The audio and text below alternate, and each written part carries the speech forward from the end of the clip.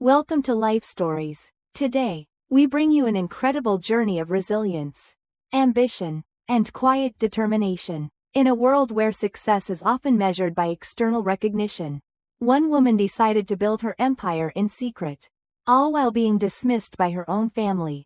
From humble beginnings to making her mark on the business world, this is the story of how she defied the odds, redefined her worth, and took control of her destiny.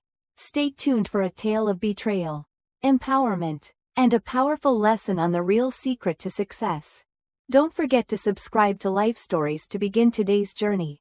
The annual reunion of the Reynolds family was always an event I dreaded. Yet there was a part of me that couldn't help but attend. The first time I stepped into my aunt's mansion as a child, I remember being overwhelmed by the sheer opulence of it all. The crystal chandeliers that seemed to sparkle like stars above, casting their glow over everything beneath them. The designer dresses, the perfectly polished watches that glimmered on the wrists of my relatives as they sipped their champagne and exchanged business tales. I could smell the mixture of expensive perfumes and that unspoken air of superiority. A fragrance that clung to every conversation, every gesture, as though it were a badge of honor. I stood in the corner, a small figure in a black dress, simple, deliberate, and chosen with the utmost care to help me blend into the background. I didn't belong here, not in this world of power and influence. And yet, here I was, pretending to be a part of it. I watched as my cousins competed for attention, regaling each other with stories of their latest achievements. How Ethan had just made partner at his father's law firm. How Lucas had closed a multi-million-dollar deal. Their words filled the room, echoing through the grand halls. But I heard none of it. It was just noise. I didn't need to hear their words to know that I was different. That I didn't matter. Olivia, my Aunt Patricia's voice cut through the chatter. Sharp and cutting. I almost didn't see you there. Still working as a secretary, dear? I could feel the sting in her words even before I raised my glass to my lips.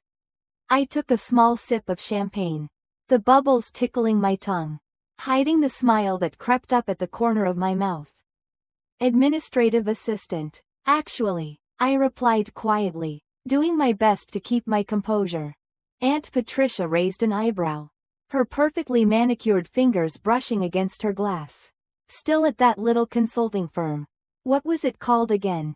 Summit Solutions? She asked, her voice dripping with condescension.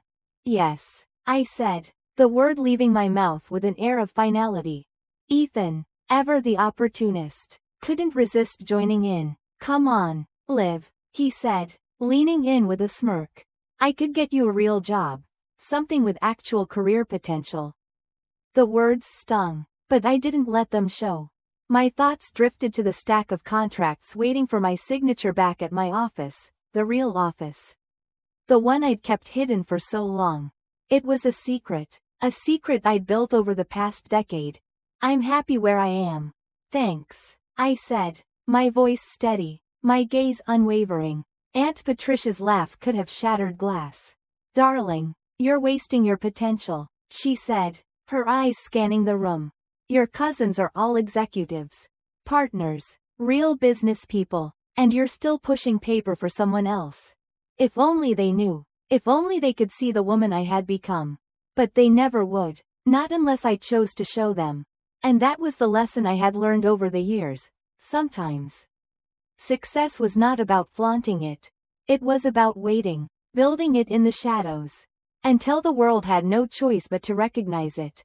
The truth was, I had already begun to build my empire. And in this very house, 10 years ago, I made 2 decisions that would change everything.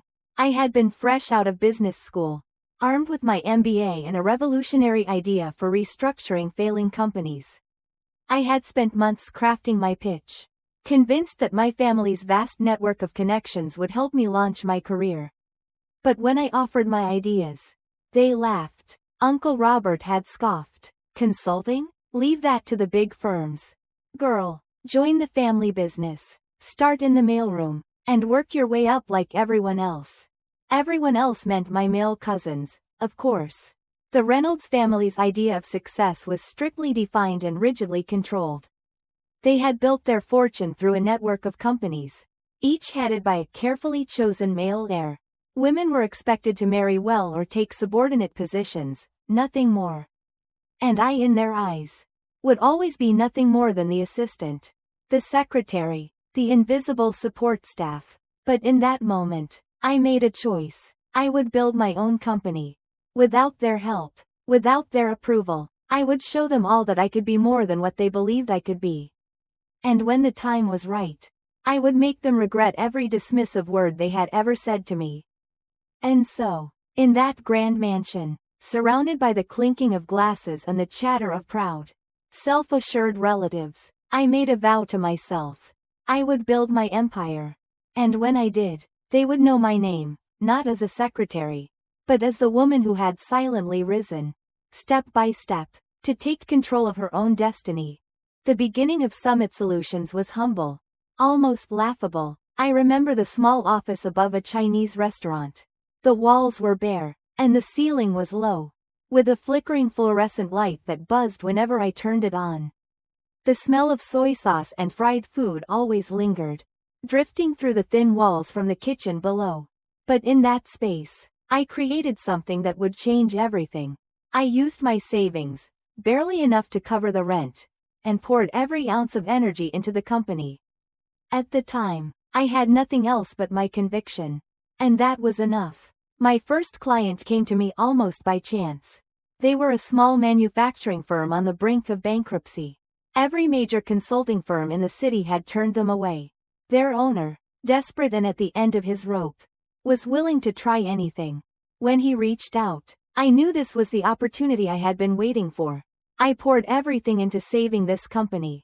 I spent months restructuring their operations, streamlining their processes, and negotiating with creditors who had long since written them off. 6 months later, the company was profitable again. It wasn't glamorous, but it was my first real success. Word of mouth spread quietly through business circles. The mysterious consulting firm that could save companies from the brink of collapse became a whispered name in the right circles. I knew that in order to grow, I had to keep a low profile. No one could know about me, about Summit Solutions, or about what I was really doing. The deception wasn't just for my own protection, it was strategy. I hired carefully. Every person I brought on shared my vision of discretion, and every employee signed ironclad non-disclosure agreements. We operated under the radar, keeping our names off any public documents. In the eyes of the world, I was just another administrative assistant, a low-level employee at a consulting firm that was barely scraping by. And that was exactly what I wanted. As Summit Solutions grew, so did the need for secrecy. We expanded into sleek downtown headquarters. But I kept the tiny office above the restaurant. I wanted the world to think I was small. The bigger we became, the smaller I pretended to be. I couldn't risk my family discovering what I had created. They had no idea that I was quietly thwarting their business empire's predatory practices. The Reynolds family built their wealth by acquiring struggling companies at rock-bottom prices. But I was working in the shadows to save those companies before they became vulnerable to hostile takeovers. When family members asked about my work, I described my job in the most mundane terms possible. I'd tell them I handled administrative tasks. Nothing more. They never asked questions, never probed too deeply. They were too busy with their own lives, too convinced of their own superiority to notice the quiet woman who took their coffee, made their appointments, and smiled politely as they spoke of their triumphs. I had my own triumphs, but I kept them hidden. I wasn't ready to show them. Not yet. I had built something powerful, but I knew that the time to reveal myself had not come. Summit Solutions wasn't just surviving, it was thriving. And soon, it would become a force to be reckoned with. As the years went by, I learned the art of playing small, of fading into the background, of being underestimated, and I began to enjoy it. Each dismissal, each glance of indifference, became a reminder of how far I had come. I wasn't just an assistant. I was the architect of an empire, built in secret, and I would reveal it only when the time was right. The time was coming soon. And when it did, nothing, and no one could stop me. The moment had arrived. After years of building my empire in secret, the time had come to finally confront the Reynolds family.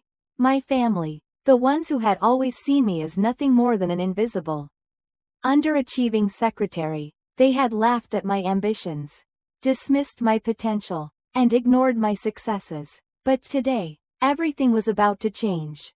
It started with the invitation to a meeting. The Reynolds Ventures team, along with representatives from Williams Manufacturing, had requested a merger discussion. I had been expecting this.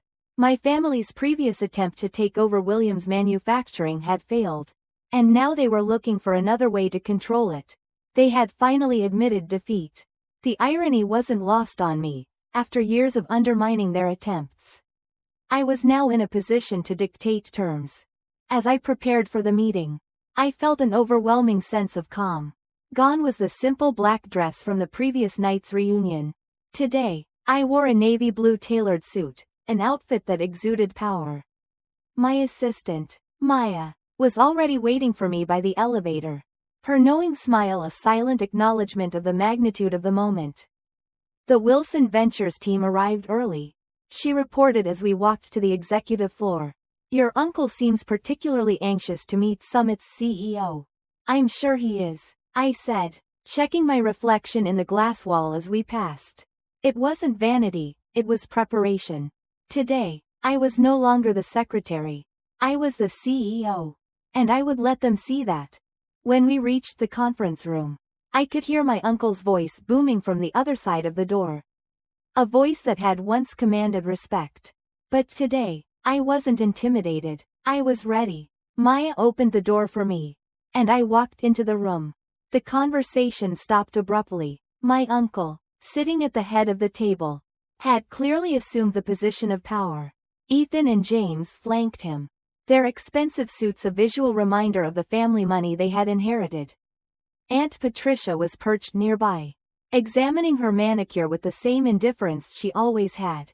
And then there was Mr. Harrison from Williams Manufacturing, sitting uncomfortably on the other side. Aunt Patricia, ever the one to control the social dynamic, was the first to speak. We've been waiting for coffee. Where is it? Her eyes scanned the room, finally landing on me. Olivia, what are you wearing? And why aren't you carrying coffee? I walked calmly to the head of the table, the seat directly opposite my uncle. I met his gaze without flinching, enjoying the moment of disbelief on his face.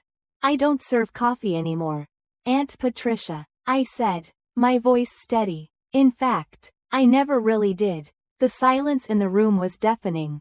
My uncle recovered first, his face reddening with anger. What is this? He demanded. Where is Summit's CEO? We were promised to meet with the decision maker. I didn't flinch. I was the decision maker now. I am the CEO of Summit Solutions, I said, savoring the shock on their faces. I have been since I founded the company 10 years ago. The room erupted in chaos. Ethan's mouth opened and closed like a fish out of water. James dropped his pen in disbelief. Aunt Patricia's poise cracked for the first time. I allowed myself a small smile. They had underestimated me for so long. Now, the truth was finally out, and they had no choice but to accept it. I stood, my gaze sweeping over the stunned faces. These documents outline the terms under which Summit Solutions will consider approving the merger between Reynolds Ventures and Williams Manufacturing, I said, as Maya entered the room with a stack of contracts. Ethan sputtered. You can't be serious. This is a joke, right? I raised my phone and projected Summit Solutions' latest financial statements onto the wall. Does that look like a joke to you? I asked. Summit Solutions currently manages over $122 billion in client assets, with a 94% success rate in corporate restructuring. Our approval is required for any major changes to Williams Manufacturing's business structure. Aunt Patricia was the first to speak, her voice trembling with disbelief. You've always been nothing, Olivia, nothing but a secretary. Actually, Aunt Patricia, I said, my voice cold. That was the cover. The real mistake was thinking I couldn't be successful. I continued, listing examples of the companies my firm had saved from hostile takeovers: Peterson Electronics, Maritime Shipping, the Davidson Group. Every time the Reynolds family had tried to acquire them, Summit Solutions had stepped in, rescuing them just before they became vulnerable. For 10 years, I had been quietly sabotaging every acquisition attempt. And now, they knew it. The shock in the room was palpable. But I wasn't done. Maya stepped forward with another document. This is a summary of Summit's current market position and liquid assets, she said, distributing the papers. You'll note that we're now in a position to acquire a controlling interest in Reynolds Ventures, should we choose to. I could see the realization dawning on their faces. This is blackmail, Uncle Robert barked. No, I replied calmly. This is business, the kind you taught me. The chaos continued, but I remained unmoved. You have until 5 p.m. today to review the merger terms. They're very generous, considering our position. If you decline, Summit Solutions will begin purchasing Reynolds Ventures stock on the open market tomorrow morning. With that, I stood and walked toward the door. But before I left, I turned to Aunt Patricia, who was still reeling. Oh, and by the way, I said, my voice dripping with satisfaction, that champagne you offered me last night? I own the vineyard that produces it. I bought it last year. I smiled sweetly. Turns out my salary does leave room for expensive tastes after all. As I left the room, I couldn't help but smile to myself. This was the moment I had been working toward for so long, the moment when everything fell into place. And for the first time in my life, I wasn't hiding anymore. The next few days were a whirlwind. My family, once so secure in their positions of power, now scrambled to come to terms with the fact that everything had changed. The board members at Reynolds Ventures saw the writing on the wall and, by noon, scheduled an emergency meeting. By 3, they had voted to accept Summit Solutions merger terms. My uncle, predictably, didn't go down without a fight. He barged into my office, demanding answers. You've betrayed this family. His voice echoed with anger. I leaned back in my chair, unfazed. No, I said, my voice steady. I've built something better. You taught me how to succeed. But you also taught me how not to. And that's what I did. I succeeded on my own terms. The defeat in his eyes was something I would never forget. I had made my choice 10 years ago when I decided to build an empire in the shadows. When I let them underestimate me. Now, it was all coming to fruition. A few days later, I stood on a stage accepting the Business Innovation Award. As I looked out into the audience, I saw my mother sitting proudly in the front row, beaming with pride. Behind her were some of my former administrative assistants, now thriving as successful women within Summit. It wasn't just about the awards. It was about the change I had created. The true measure of success, I realized, isn't in the power you show but in the power you build in the quiet moments, in the unseen hours of work. And sometimes, the most extraordinary things are the ones built when no one is watching. Thank you for following this story. Don't forget to subscribe to Life Stories for more inspiring tales.